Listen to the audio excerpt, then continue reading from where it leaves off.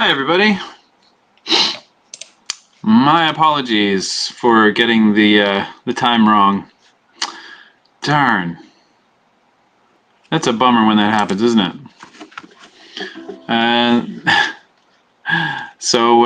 Welcome back, and thanks for being so patient. As you can see, I've been working on the studio, and it's a new color.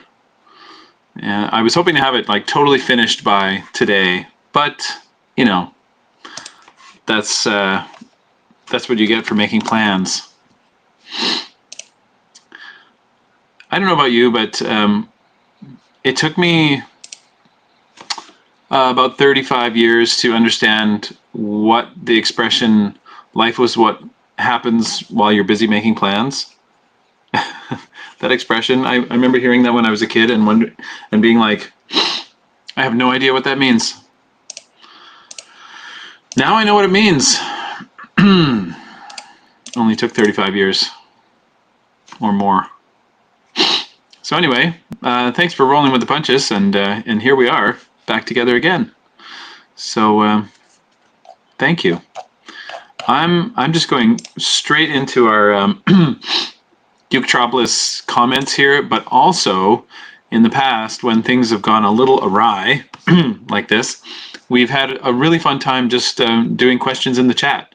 And so if you have questions, since we're just kind of going with the flow here today, it'd be great to just take a few questions from the chat, things about the ukulele in general, specific things about the fretboard, things you've always wondered about, or stuff relating specifically to Uketropolis courses you might be working on, all that kind of stuff. We also have Uku-Loudly coming up. We've got a deadline tomorrow for Uku-Loudly. If you want to be part of our global performance of Ode to Joy, that's going to be awesome.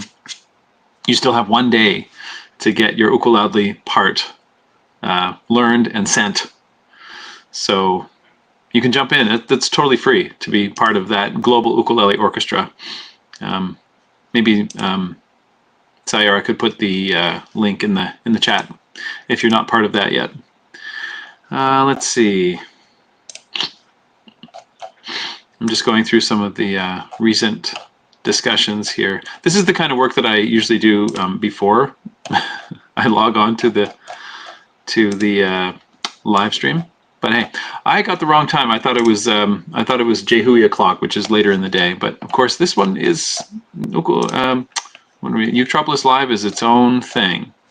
So let's see.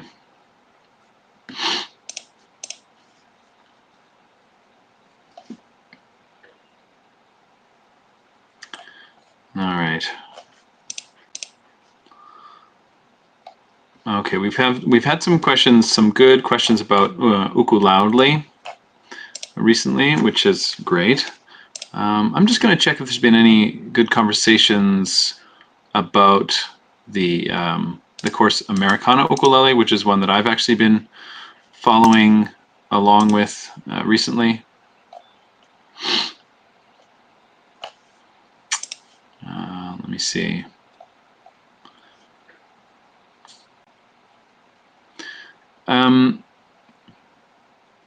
Well, here's one that we can start with while you're thinking of any questions that you might like to ask in the chat.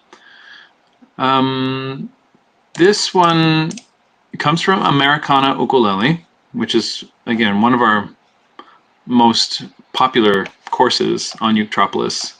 That and Booster Uke and the Ukulele Way, probably the 3 most popular courses that we have right now.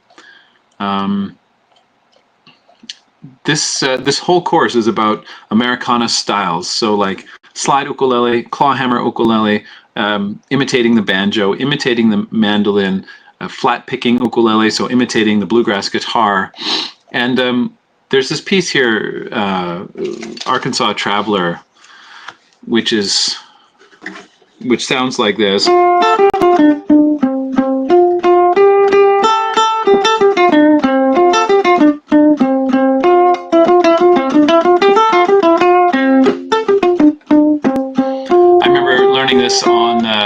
fiddle when I was a kid.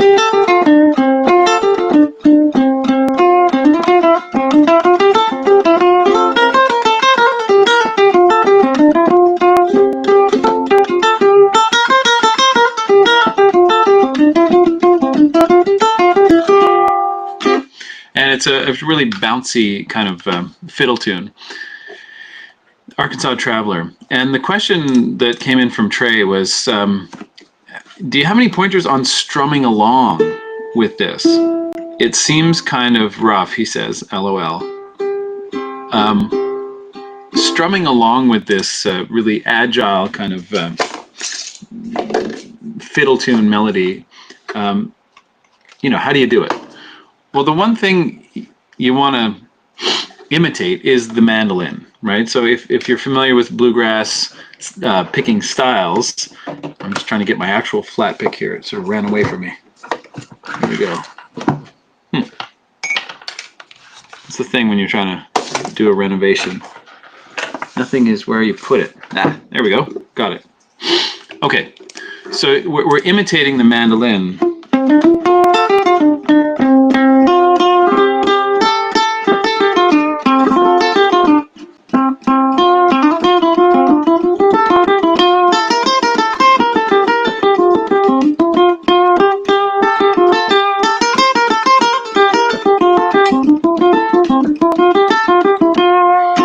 Really great piece to play. It's fun to play. It all stays within those first few frets and just falls under the hand. But Trey's question is, what do we do about the strumming? You know, it doesn't really feel like the kind of typical common strum.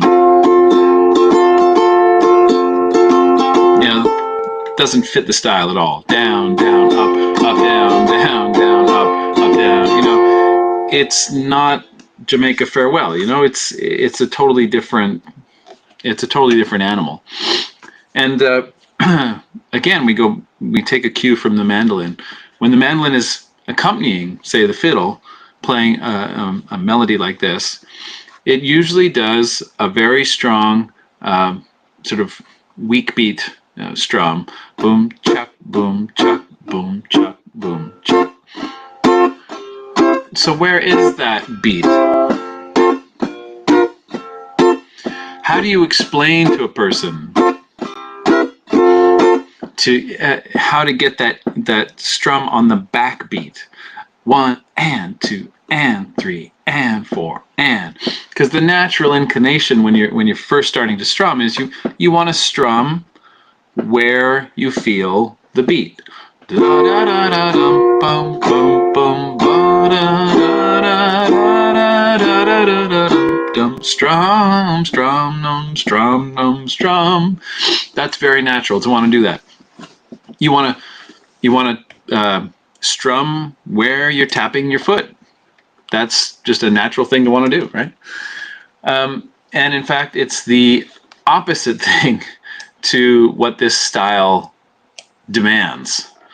So this style really wants the backbeat, the opposite of what you might initially feel like you want to do. So there's a couple of ways of doing this, and it depends on how your brain is wired, which one of these is going to sort of land for you. Getting people strumming on anything other than the strong beats is tricky. The strong beats are, simply put, the beats where you want to tap your foot. Da dee da da dum dum dum dum dum. Tap and tap and tap and tap. Those are the strong beats. 1, 2, 3, 4.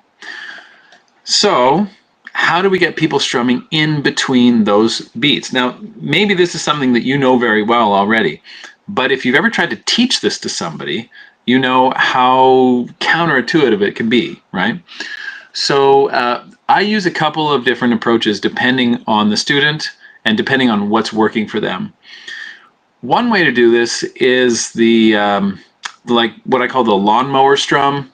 If you've ever tried to start a lawnmower, you know, you're sort of like pulling up toward your face to start that lawnmower.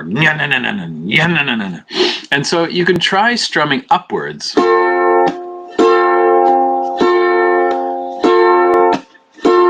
the same time as your foot is coming up. So when your foot goes down, your arm goes down, and when your foot comes up, your arm comes up.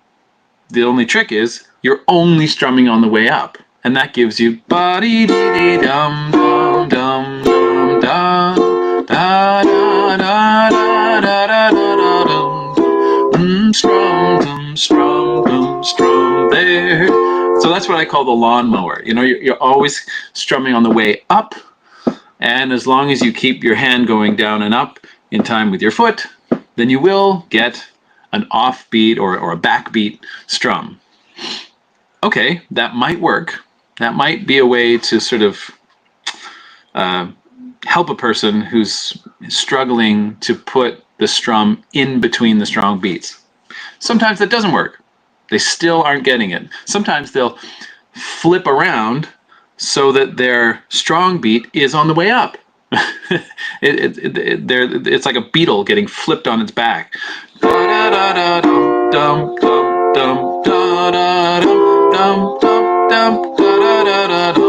And they'll say, look, I'm doing it. You know, well, okay, you are strumming on the way up, but now you've just changed the melody timing so that you're still strumming on the strong beat. Okay, what more can we do? Something that I have tried with some success is to give my student something to do on the strong beat. That's the problem with the lawnmower strum, is they don't really have anything tangible to do on the strong beat, and so it becomes kind of abstract. Give them something to do. And I think the most fun and also the most musically helpful thing they can do on that strong beat where they tap their foot is to tap the uke. Why not? Tap, then strum. Tap, then strum. Tap, then strum. Tap, then strum. Tap very gently. Tap, strum, tap, strum. This gives them something to do and something to feel on the strong beat. So now it becomes da da da dum da da da da da da da da dum da da da dum dum dum dum da da da da dum. Now we're starting to get somewhere with this tap strum, tap strum, tap strum, tap strum. I like that. This can work. It's not quite what a real bluegrass mandolin player would do.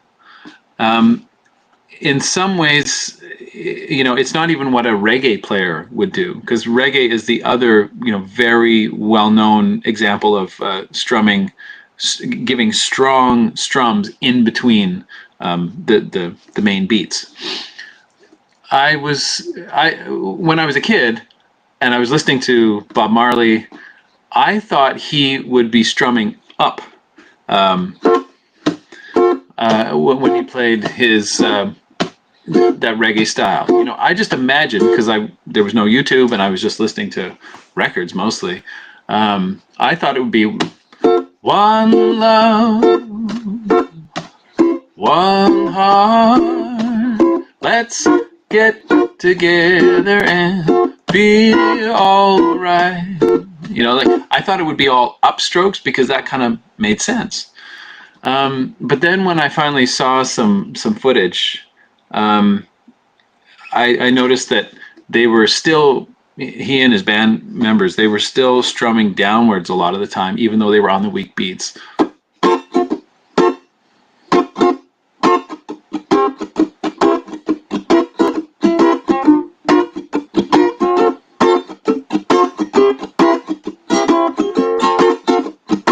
And that's harder to do, but I think it gives you more the feel that you're looking for, you know? Let's get together and be all right. And it's the same thing, I think, that you want to get with the bluegrass, you know, accompaniment pattern.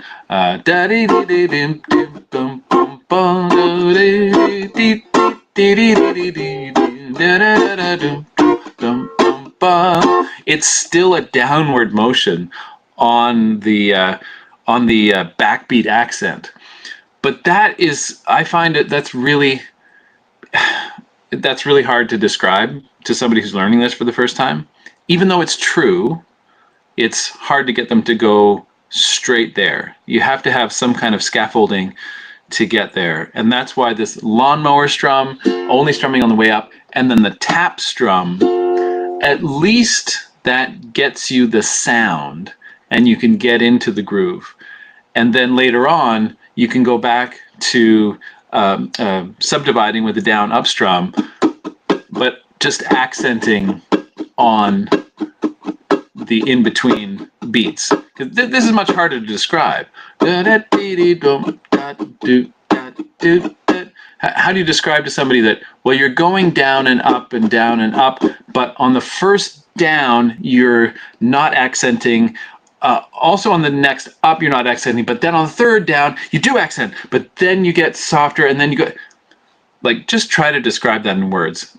I find it very hard to do. So my general approach is to get students making the sound in any way they can. And then they have that sound in their minds, and then they can imitate that sound with the technique that is more true. You know, once they've sort of scaffolded their way there, they've had some success participating in the groove, then there's an upward spiral that kind of says, okay, I can do this. And I think I can do this more than one way. And so anyway, it empowers them to try it from various different, angles of approach. But I think jumping right into it,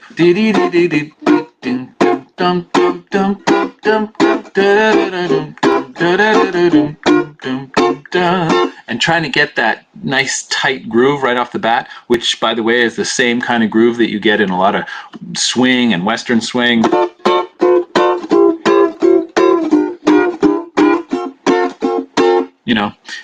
You can approach that same kind of offbeat groove in the same way. Tap, strum, tap, strum, tap, strum, tap, strum. Why not? Tap, strum. It gets you in the groove and feeling an offbeat accent. From there, it's a jumping off point to try the more sophisticated technique of only accenting those beats, but keeping the down up strum constant. Tricky business, isn't it? Is music the hardest thing to talk about, or what? Anyway, I hope that's helpful, Trey. Thank you for the question, and good luck with it.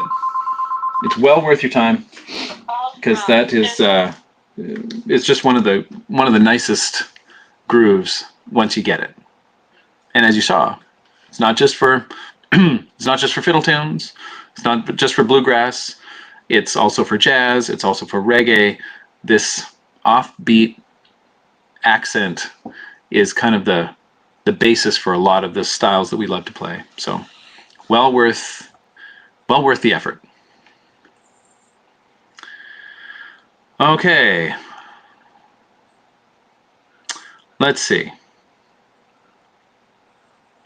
Okay, let's go to a question from the chat here.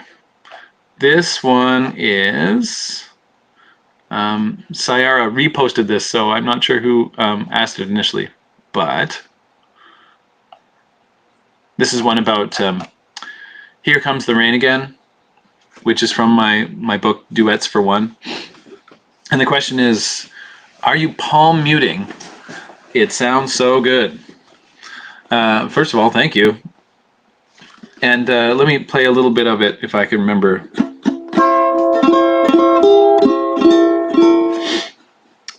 You know the song by the Eurythmics? Here comes the rain again.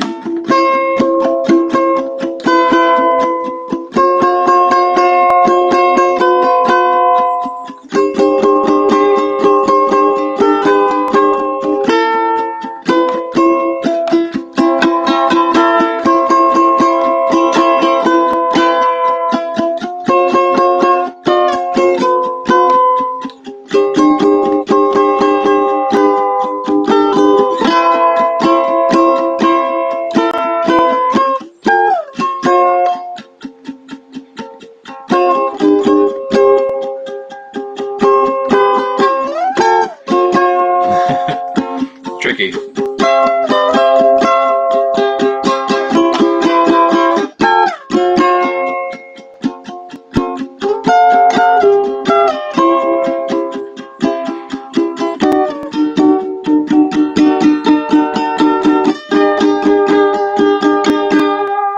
Okay, and of course the camera is not quite picking up my my right hand there.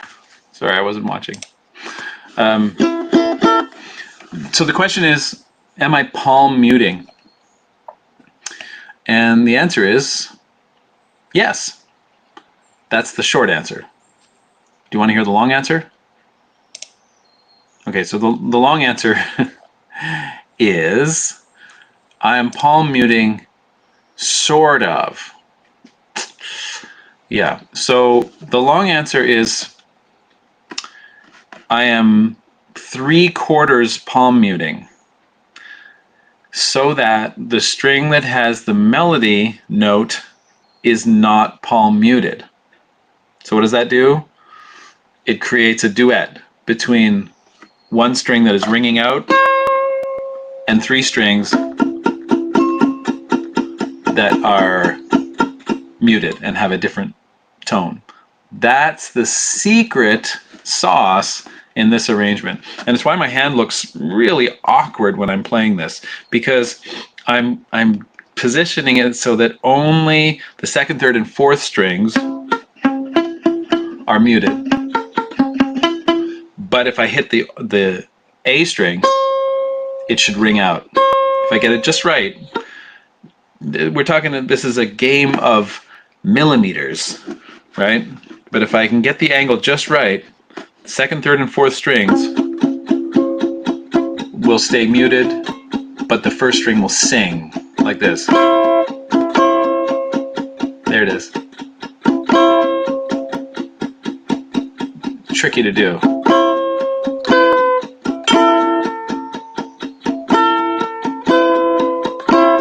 I mean, I'm just inventing an exercise for myself to practice.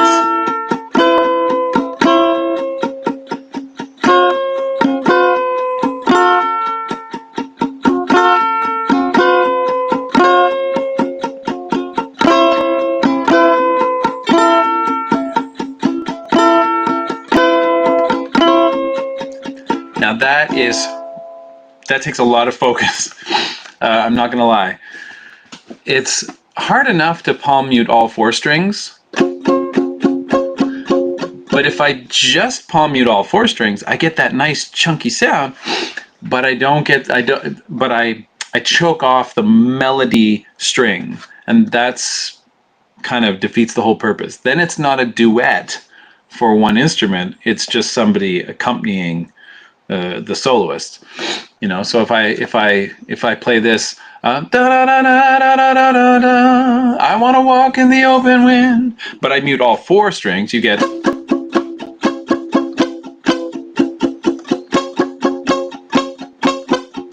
right? It's not there.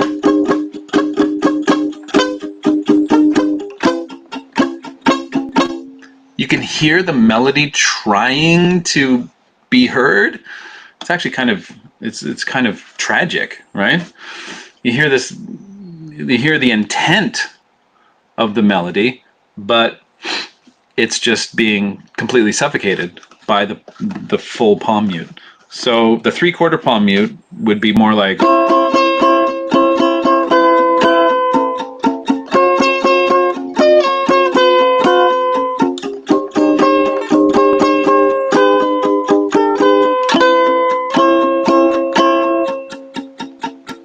right? You hear that melody singing out as the other strings are accompanying with a different timbre.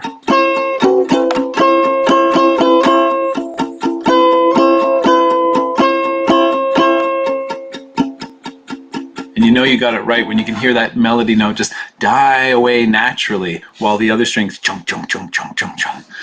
So that is the challenge of that piece. It's a technique that I don't use very often. I think I just sort of came up with that for this particular arrangement. I'm sure you could use it for other stuff, but it's a really nice challenge, and the sort of the pot of gold at the end of the rainbow is you get that amazing sort of that people doing a double take when they hear that. It's like, what? How is it sounding like two instruments? And it's really just that tiny adjustment to allow the first string to escape the palm mute. And we're talking literally millimeters, makes all the difference. So there you have it. I spilled the tea. Now you know the secret. So now it's over to you to actually practice and perfect it. There you go. Simple idea that takes a long time to actually get right. So thanks for the question. Okay. Oh, Angie. Angie says in the chat, she said, how about that neck bend? Yeah, I was wondering if anybody would ask about that. There's a moment in that, if you go to my YouTube performance, I think I'm actually doing it on this uke.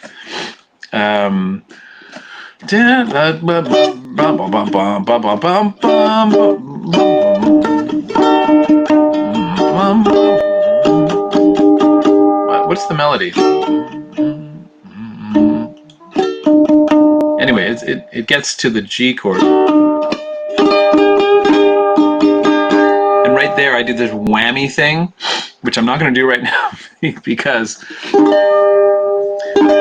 when I did this whammy thing, and then it goes, when I did that, Pat McGowan, who built this ukulele, he saw that video and he almost had a hernia. He said, he wrote me an email.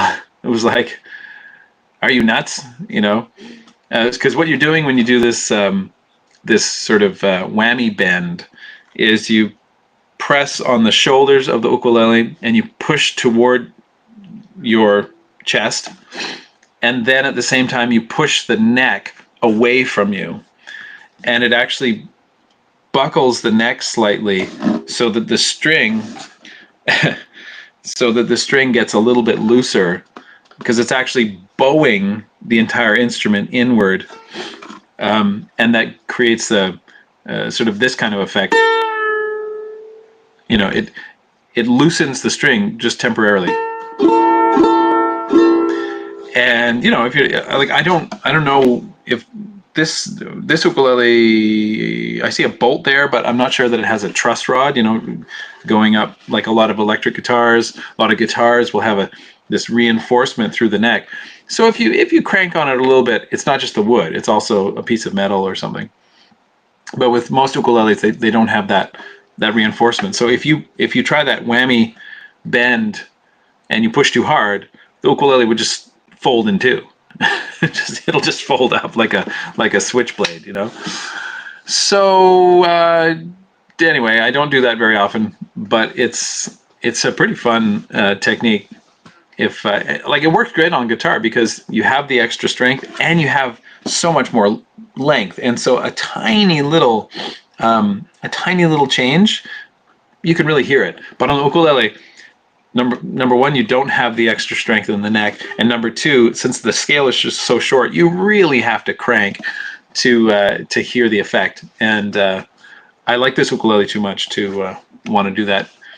But anyway, if you want to see it and hear it, listen to the YouTube video, because I did it there and somehow the body didn't snap in half. So I'm not going to push my luck. Yes, David is talking about Tommy Emmanuel, who does that whammy effect on his acoustic guitars. Again, it's safe to do it with the truss rod, but there aren't many ukes with truss rods. That'd be fun to make like a whammy uke that was specially designed to be like abused in that way because it had a truss rod in it. Yeah, but that's not this one. So anyway, let me see. Anybody got any more questions they want to get to? Let me go back to my library of comments here.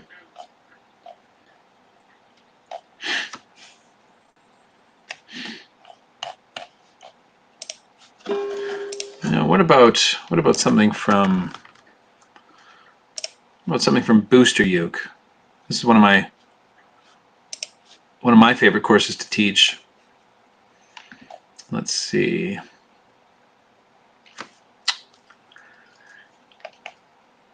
I don't know if you guys are do much ukulele teaching at all, but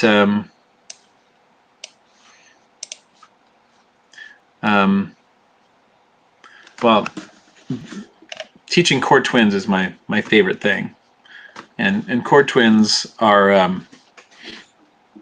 you know, they're pairs of chords that sound really good together and that are easy to play.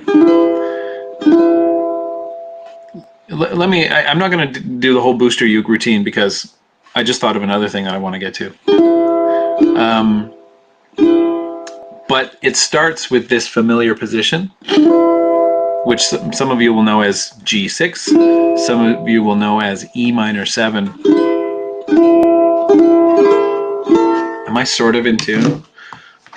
Because I was in a different tuning just before I logged on. I bet you I'm drifting up.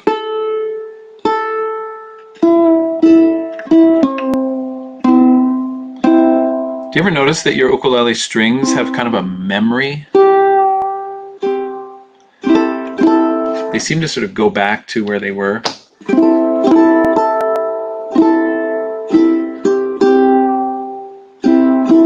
I'm trying to get sort of in tune because what I want to talk about has to do with tuning.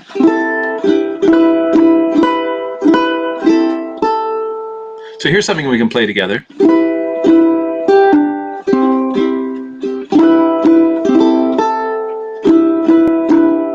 Try this chord here, G6,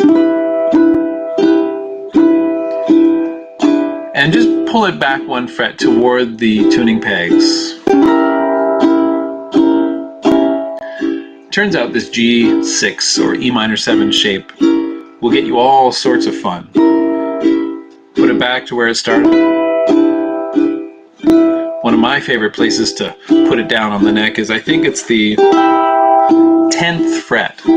Yeah, you can slide this thing all the way up.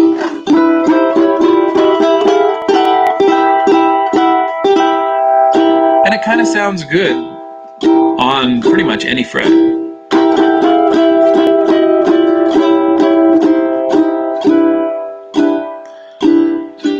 Often when I pick up a ukulele for the first time, like in a music shop, I'll just take this one simple chord and move it around. It gives me a real quick sense of if the ukulele is in tune, what the tone sounds like in different parts of the neck.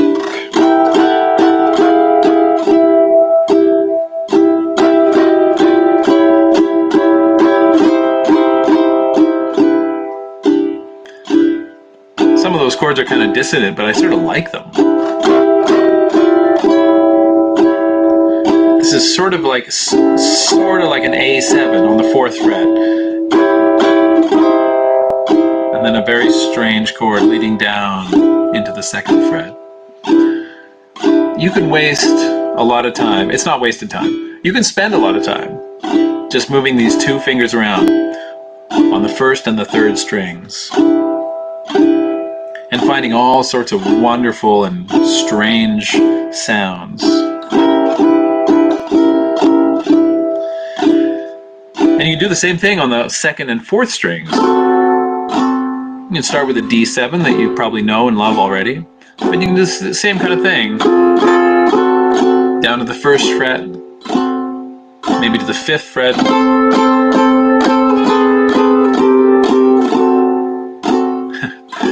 It's amazing.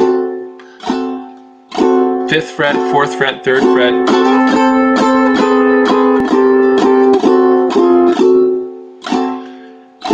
And you can combine these in any way, shape, or form. These become sort of like Lego blocks that you can start to compose with.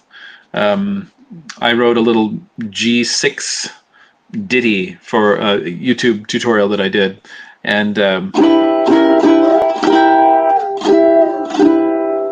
It just takes a bunch of them and puts them together.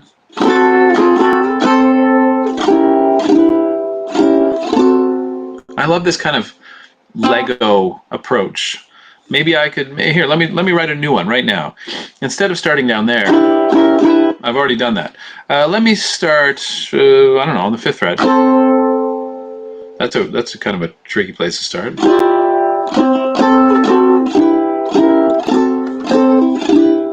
That's nice. Okay, 5th fret, down to the 2nd fret, and then across to the G6. I like that little riff.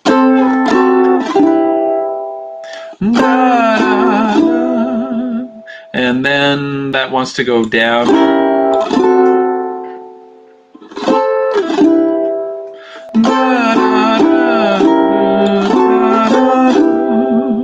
This is the start of a new thing, because I'm just using this as almost like, it's not paint by number, but it's more or less like, here are the different sounds that I have. And I can put them in any order I like.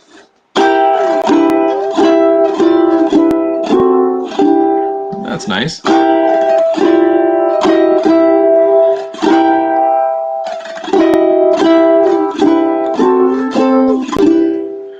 So now I'm writing, I'm composing, I'm a musician. That's all it takes. And these 2 fingers can really boost your confidence and your creativity. What's beautiful about this is that I don't know the names of these chords. And that's actually a good thing when you're creating, because if you knew the names of all the chords, you might think to yourself, oh, I shouldn't play an A7 there. And your inner editor gets going and starts to censor your artist, your inner artist.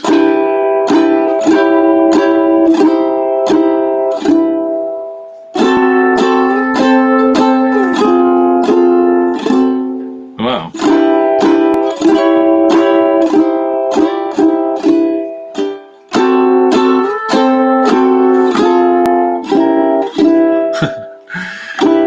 You can just play around with this for hours. It's really like building with Lego. Now, the final step here to really take this up a notch and to really silence your inner critic is to tune one of the strings down by a tone. I know this sounds kind of insane, because we already don't know most of the chords that we're playing. So tuning one of the strings to a different note is not going to help us, is it? Well, in some ways it does. This is a tuning I learned from my son, actually. When he was about 3 years old, his fingers were too weak to press down the strings to make conventional chords. So what he would do in the morning was he'd crawl around. I can't remember if he was walking at that point, but probably by 3, I'm sure he was walking. He'd walk around the living room, and he'd find a uke, and he would just turn the pegs until he found a chord that he liked the sound of, and then he would just play that chord all day. That would be the chord of the day. And then often at night, I would pick up that uke, and it would be in some tuning that I had never played in before. And I would try to make a song in that tuning that he had invented that day. And one of my favorites that he came up with was just to tune the E string down, the 2nd string down, just by 1 tone. So that E becomes a D. There's the normal E, and then I tune it down to a D. So the notes are G, C, D, A. G, C, D, A. And now listen to what happens when I play what used to be a G6 chord. I get this beautiful, almost mandolin sounding, resonant chord. It's probably a G chord.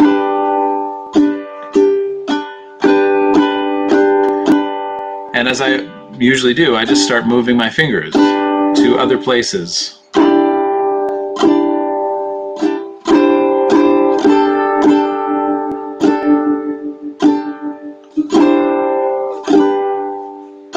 And I really like the sound.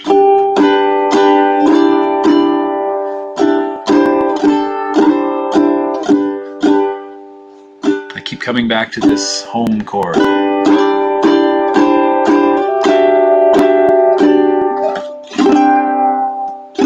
What a chord that is.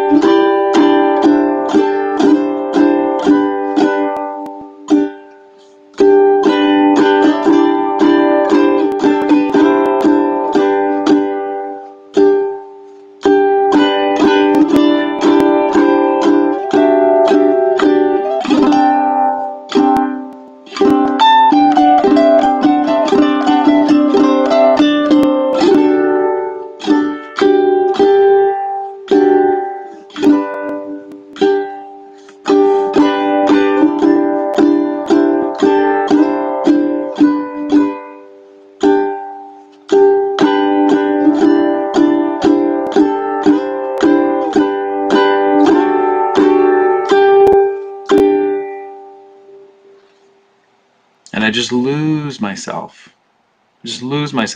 In this world where I don't know a thing.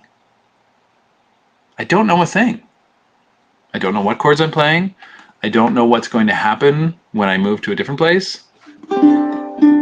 All I know is that I'm following my nose, and I know what I like. I know what I like when I hear it.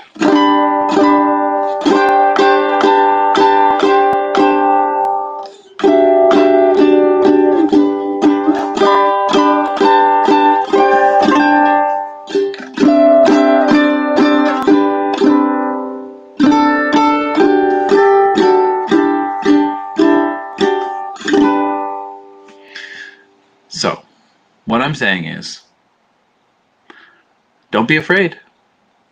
Don't be afraid to put a chord on, move it to a different place, a place that you're not supposed to play it. And don't be afraid to reach up here and turn one of these knobs, because you might just run into a beautiful new sort of doorway to open, and through that doorway might be a whole new set of sounds that you've never considered. I think it's fair to say that understanding everything that you're doing is overrated. Understanding will come later. You can always look back and figure out what it was that you were doing and figure out why it was that you liked it. But that kind of analysis is usually not what gets us excited in the first place. It's usually the doing, it's usually the vibration that gets us excited. And this is one example of that. So try it. G, C, D, A, and see what you come up with. It's an entirely reversible procedure. When you're done, you just tune back up to your regular tuning, and I can feel when I tune it back to GCEA, I can feel all my knowledge rushing back into my fingertips. All of the things that I know I should do and that I know I shouldn't do.